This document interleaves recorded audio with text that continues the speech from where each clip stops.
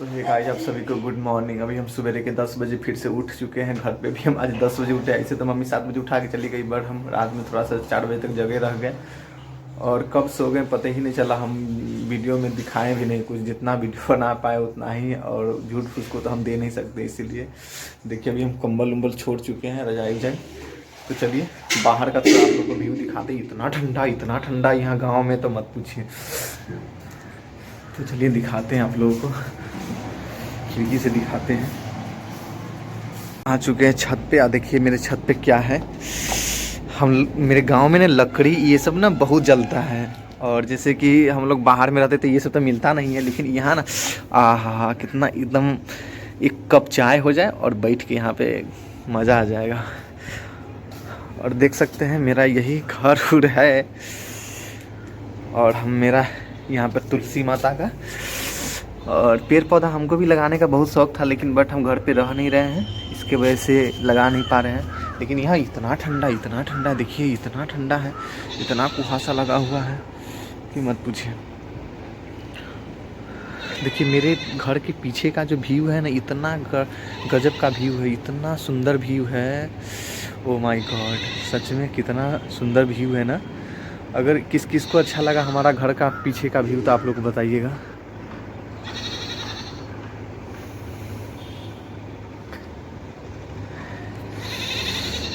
लेकिन धुनी ही बहुत, मतलब फॉग जो होता है ना, कुहासा यहाँ बहुत ज़्यादा लग जाता है। बहुत इतना ठंडा है।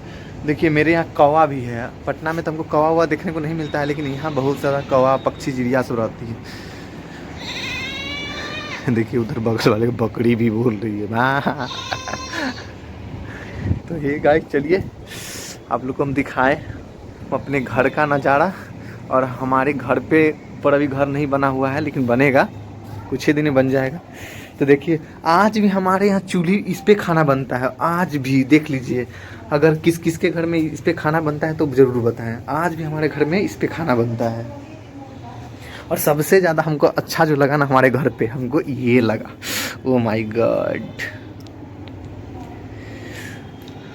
तो है गाइस, चलते हैं फिर नहाते धोआते हैं। आज तो मकर संक्रांति भी है, तो आप सभी को हैप्पी मकर संक्रांति। और चलते हैं देखते हैं बाहर का मम्मी किस लिए बुलाई है, कहाँ जाना है, क्या करना है। तो चलिए हम जहाँ जाएंगे जो करेंगे आप लोग को ज़रूर बताएंगे। ऐसा तो नहीं कि मम्मी मेरी शादी उदी फिक्स कर दी है अचानक हमको बुला करके, तो ये इसका भी डर है। तो अभी तक बताई नहीं है। मम्मी अभी नहा रही है, तो बोली कि जल्दी उठ जा, ब्रश व्रश करके नहा लो। तो हम चलते हैं, थोड़ा सा फ्रेश व्रेश होकर के आते हैं नहा धोआ के, तो आप लोगों से बात करते हैं। तब तक हमारे वीडियो में बने रहिए।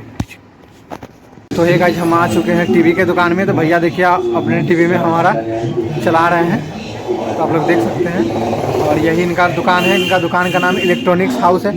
हमारे सीतामढ़ी में जो भी दोस्त है ना, जो हमारे वीडियो देखते हैं, वो हमारा देख ले। और यही दुकान का नाम है इलेक्ट्रॉनिक हाउस। और यही भैया हैं, इनके पास सारा चीज़ इलेक्ट्रॉनिक का जो भी सामान लेना है ना सीतामढ़ी में, वो इनके पास आकर के आप लोग ले सकते हैं। और हम मेरा जो एंड्रॉयड जो टीवी है FND का, जो इन्हीं के पास से हम ले गए थे। जो हम अपने सब्सक्राइबर को भी दिखाए थे, इनका रिमोट ख़राब हो गया था, तो इन्हीं भैया से ले गए थे।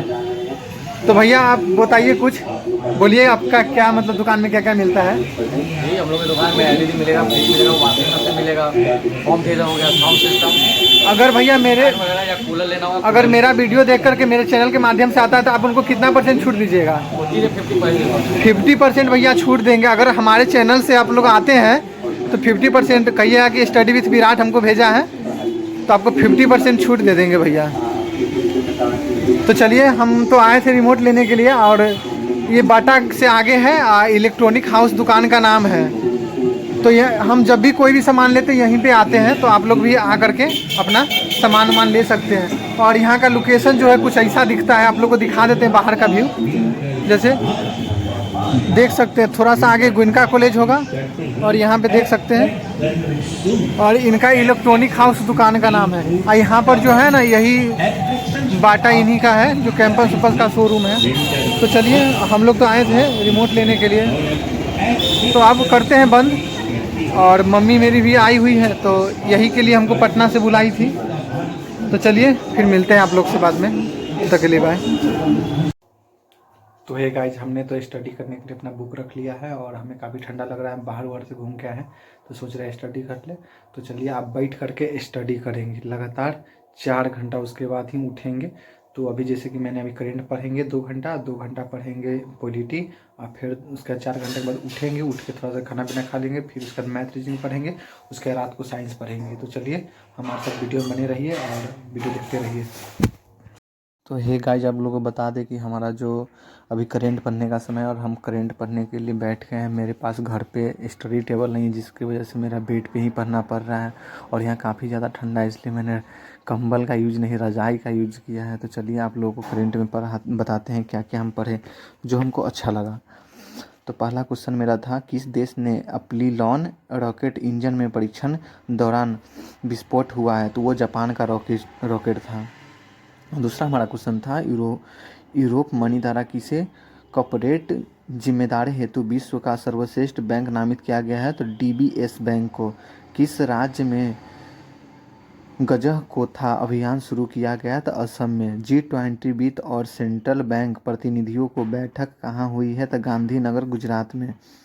ज्योति याराजी ने एशियाई एथलेटिक चैंपियनशिप 2023 में कौन सा पदक जीता है? तो ये स्वर्ण पदक जीता था।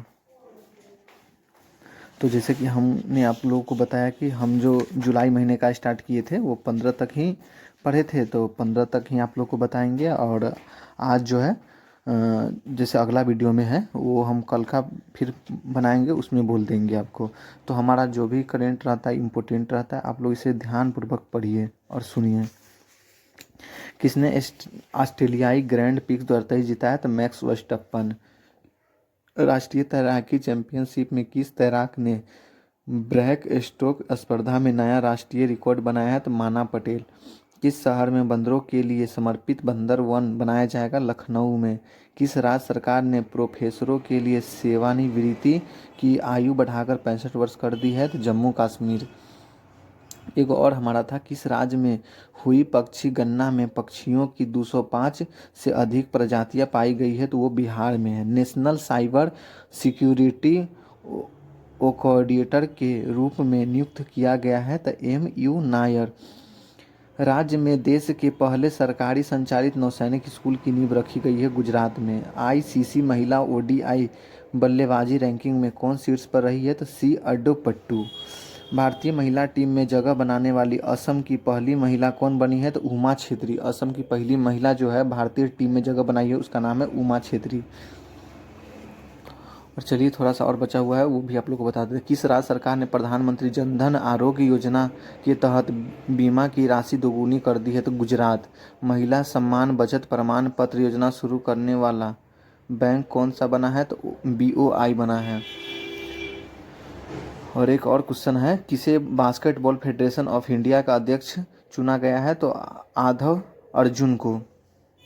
किस राज्य सरकार ने गीग श्रमिकों को 4 लाख रुपये तक का बीमा कवर देने की घोषणा की है? कर्नाटक। किस राज्य सरकार ने वन कर्मियों को अग्नि शस्त्रों की उपयोग के लिए छूट प्रदान किया है? तो ओडिशा।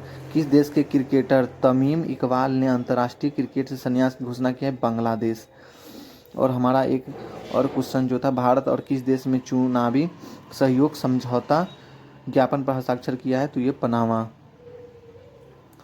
तो हमारा ये जो था ये करेंट हम पूरा आपको लोग को बताया जो जो इम्पोर्टेंट है। और एक दो क्वेश्चन और है जो हमको इम्पोर्टेंट लगा, वो भी आप लोग को बता देते हैं। राष्ट्रीय तैराकी चैंपियनशिप में पुरुषों की 800 मीटर फ्री स्टाइल स्पर्धा में किसने स्वर्ण पदक जीता है? तो आर्यन नेहरा। भारतीय जोड़ी प्रियांश और अवनीत कौर ने विश्व तीरंदाजी युवा चैंपियनशिप में कौन सा पदक जीता है? तो वो स्वर्ण पदक जीते थे। चलिए तो आगे वाला जो भी हमारा क्वेश्चन है वो ज़्यादा इम्पोर्टेंट तो नहीं है, लेकिन और हम चाहेंगे कि बस रहने देते तो ज़्यादा अच्छा रहता, लेकिन एक दो क्वेश्चन और बच रहा है तो हम वो बता। पेरिस में बैटलिक्स डे परेड में भारतीय वायुसेना दल की कमान संभाली है सिंधु रेड्डी। और मुखरा किस राज्य का पहला विमितीय गांव बना है? तेलंगाना का। और तीसरा विश्व हिंदू सम्मेलन कहाँ होने जा रहा है? तो बैंकॉक थाईलैंड में। ये तीसरा हिंदू सम्मेलन जो है बैंकॉक थाईलैंड में होने जा रहा है। तो चलिए हम फिर एक दो और क्वेश्चन है जो भी करा ही देते हैं आप लोग को।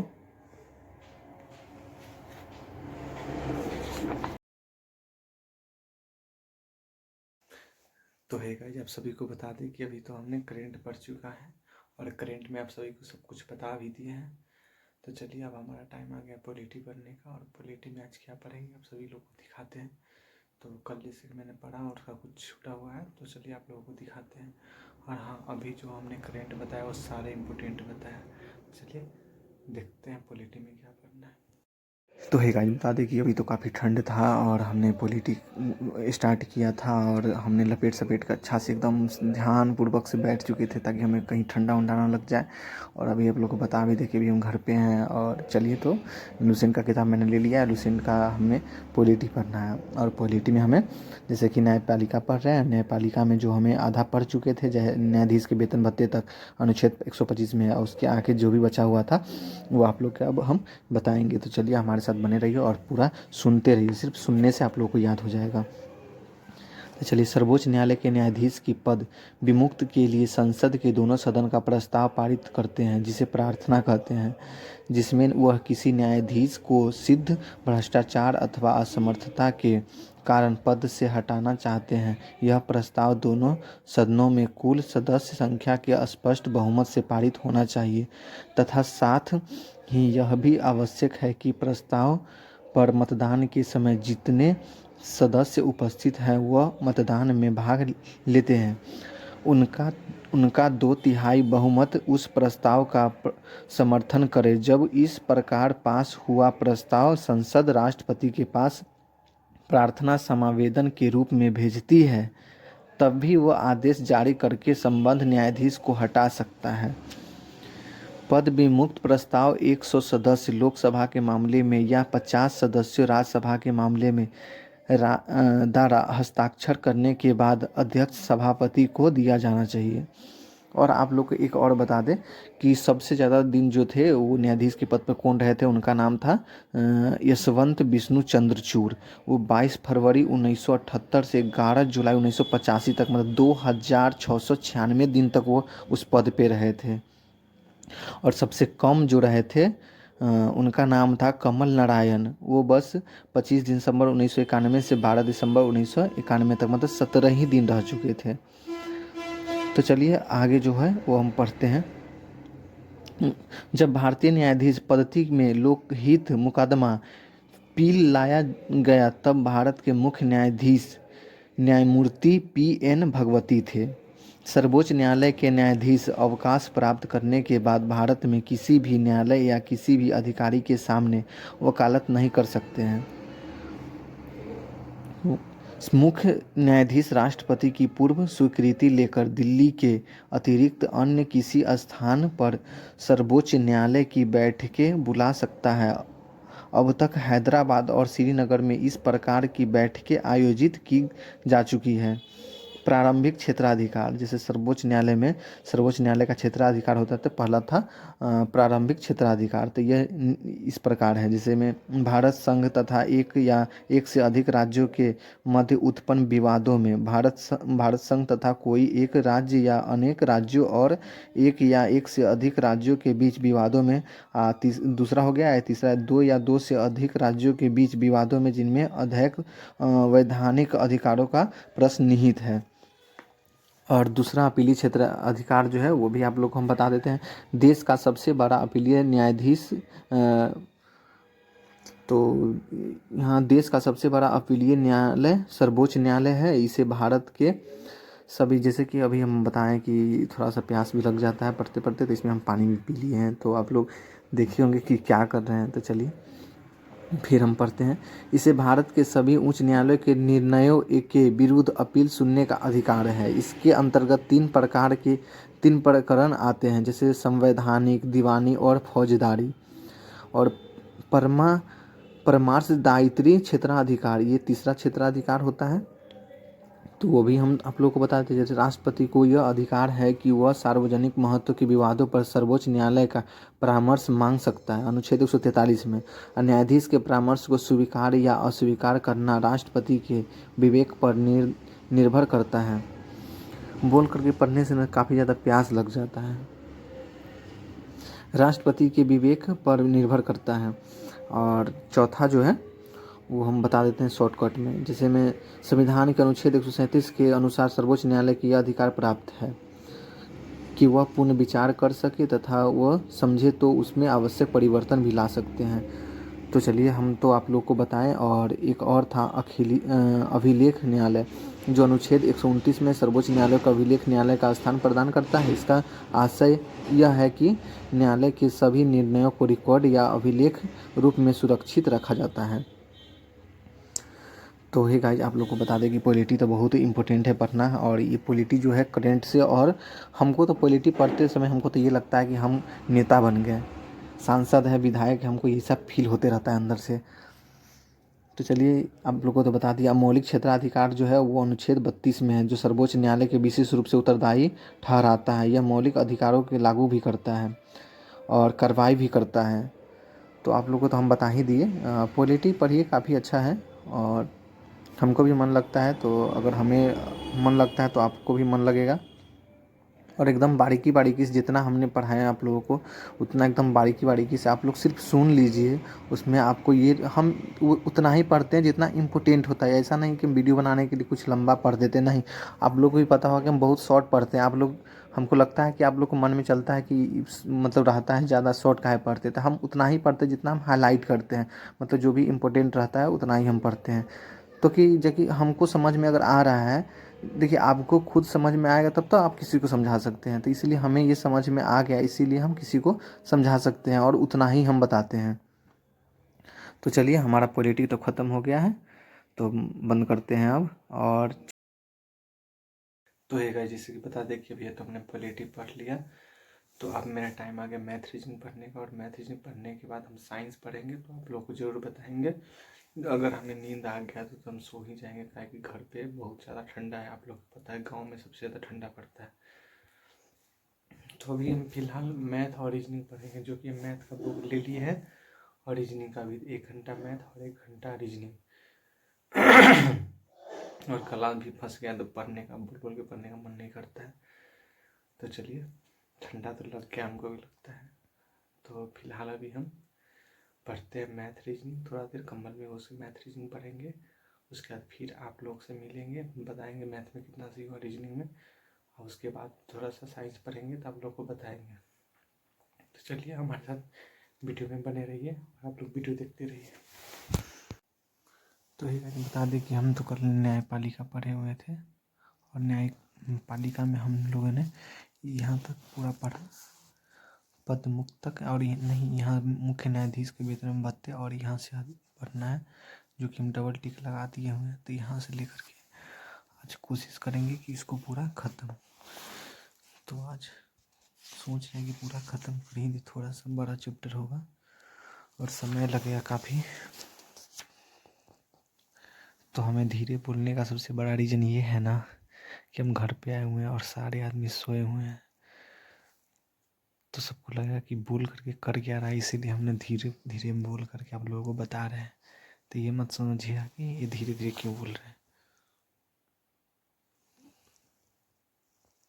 तो आज राज्य की कार्यपालिका तक पढ़ेंगे और कल वहाँ से स्टार्ट करेंगे राज्य की कार्यपालिका से। तो चलिए पढ़ते हैं। तो हे गाइस, हमने तो मैथ रीजनिंग पढ़ लिया। और बहुत देर बाद अभी आप लोग को टाइमिंग दिखाया क्या, तो लगभग अभी 2 बज रहे हैं। एक बार मन है कि टाइमिंग दिखाते हैं। मम्मी का मोबाइल है, उसे टाइमिंग आप लोग को दिखाते हैं। तो लगभग दिखा दे क्या। चलिए हे गाइस, तो आप लोग बस यहीं रहिए, हम मोबाइल लेकर के आते टाइमिंग दिखाने के लिए।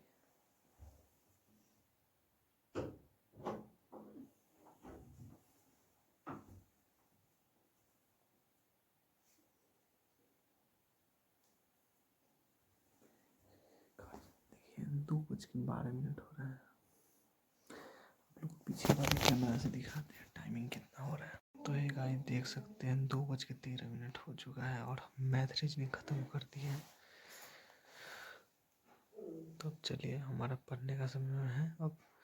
स्टैटिक्स। तो चलिए स्टैटिक्स पढ़ते हैं, उसके बाद बात करते हैं। तो ये गाइस हमारा समय आ गया है कि अब हम पढ़ेंगे स्टैटिक्स। स्टैटिक्स में आज पढ़ेंगे क्या बोलते हैं ये फिजिक्स आप लोग देख सकते हैं कि थोड़ा सा लंबा होगा, जो कि इसका वीडियो हम लोग बनाएंगे नहीं, बस आप लोग को दिखा देते हैं, बस यही पढ़ेंगे। देखिए थोड़ा सा काफ़ी लंबा हुआ।